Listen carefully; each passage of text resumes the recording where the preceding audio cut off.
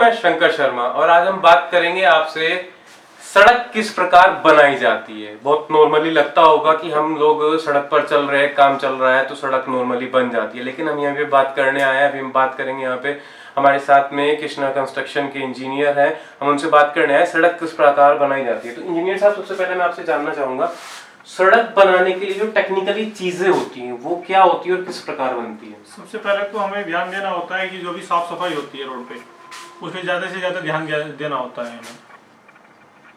दूसरा है हमारा जो है सब उस पर साफ सफाई से बाद में हमें अपना जो है मिट्टी डालनी होती है।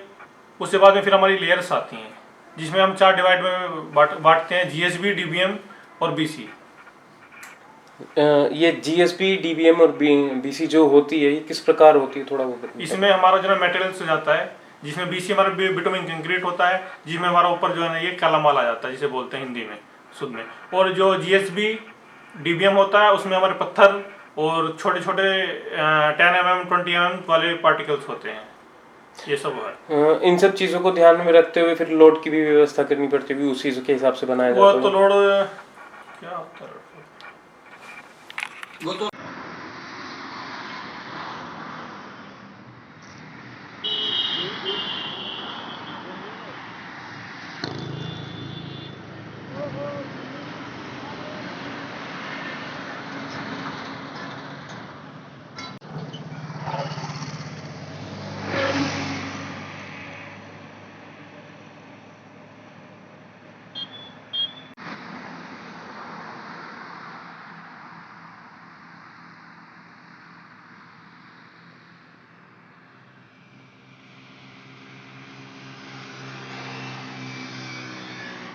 आप बताएंगे ये रोड बनाने के लिए जो स्ट्रक्चर वो पूरा का पूरा जो कार्य लगता है किस प्रकार से किया जाता है। वो वहाँ की जो स्थिति है मिट्टी की और ज़मीन की, उस हिसाब से वहाँ की जो खराब मिट्टी है उस जगह जहाँ हमें रोड बनानी होती है वो निकालने के बाद एनएचआई जो मिट्टी अप्रूव करती है वो मिट्टी डालते हैं हम।